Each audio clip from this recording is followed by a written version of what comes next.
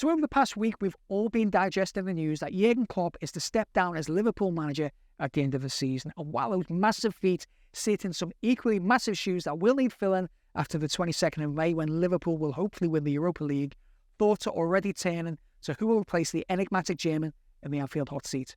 The likes of Roberto De Zerbi, Zinedine Zidane, Julian Nagelsman and Steven Gerrard have been linked with the Reds, but former Liverpool favourite Xabi Alonso is at the moment the frontrunner to replace Klopp. So if Alonso were to become Liverpool manager, which is still a big if at this point, would it be a case of more of the same, or would the young coach be looking to rip up the current blueprint and implement his own vision of how the game should be played? Well, let's have a look at how Alonso set up his Bayer Leverkusen side and how this might translate to the Reds' current squad. So Alonso's preferred formation is loosely a 3-4-2-1, although we've also seen it described as 5-2-2-1. First and foremost, the three centre-backs, and key to how this team operates are the wing-backs on either side. Leverkusen set up with Grimaldo on the left and Frimpong on the right. And like most modern coaches, Alonso likes his team to build up from the back, goalkeeper out, and when the keeper has possession, they move into a back four, with Grimaldo slotting in at left back, the defensive line shifting over, and Frimpong shifting further forward. If Grimaldo stays further forward, the centre-backs will widen, trying to make the pitch bigger. In truth, we see similar things in the current Liverpool setup with Alexis Mac Allister or Trent Alexander-Arnold dropping deep to split the centre-backs when building from the back.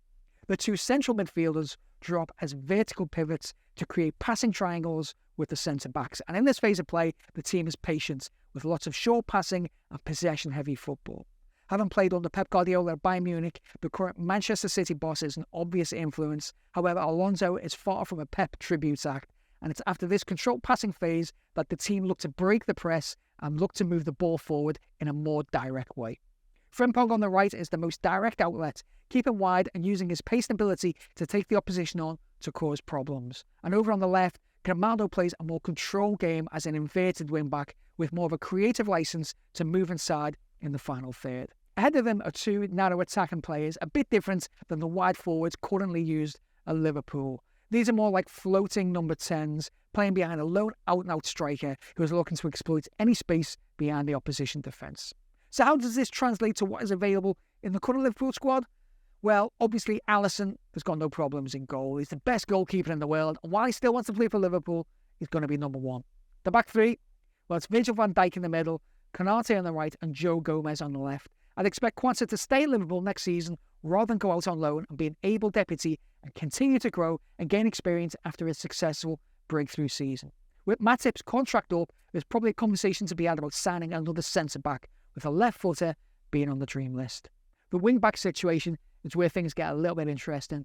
In Bayer Leverkusen, the right wing-back is stretching play, hugging the touchline, creating width and pushing high and playing with aggression, while the left wing-back tucks inside to be an extra midfielder. While Trent Alexander-Arnold would have been suited to the raiding wing-back role a few years ago, over the past 18 months or so, he's developed into the Rolls-Royce playmaker that we know today, while Andy Robertson on the other side is more suited to getting up and down the line, so this could be switched. Alexis Mac Allister seems a natural fit for the double pivot, which is also something that Curtis Jones has excelled at for the England under-21s. Both players keep possession very well and always show for the ball. However, the emergence of Conor Bradley as an aggressive wide fullback means that Trent could finally become a dedicated, deep-lying midfielder. For the two number 10s, this would really suit Harvey Elliott, who comes alive in these half spaces with the likes of Luis Diaz, Cody Gakpo and Dominic Szoboszlai providing totally different stylistic options in this position. The lone forward role could suit Mohamed Salah, although he would possibly be more comfortable in possession of the ball rather than losing constant movement and space making. Darwin Núñez is obviously well suited to run on the channels, but he'd have to increase his ball retention skills, game intelligence and his ability to bring other runners into the game. So even though the Reds fans are embedded in the 4-3-3 setup we've seen through Klopp and even Brendan Rodgers, there are similarities between Klopp and Alonso in that both love high, aggressive pressing. Alonso's Leverkusen typically regain possession within 7 seconds of losing it, being the most effective pressing team in Germany's top flight. They press man-to-man and try and pin the opposition to the side of the pitch before gaining possession and quickly switching the ball to create space.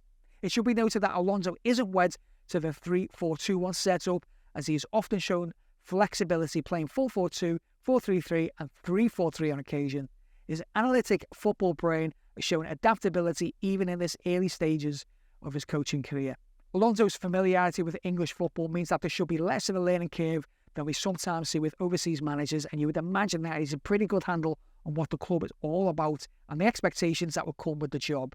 Being a fan favourite will buy him a little bit more time with the supporter base, enabling him to implement his brand of football on a set of players that are so well drilled in following Jurgen Klopp, one of the most iconic figures in the club's history. Now, whatever happens next in his football journey, Xabi Alonso is one of the most interesting young coaches currently playing his trade, and he will surely be on the radar of Europe's elite clubs. Now, will Liverpool come calling?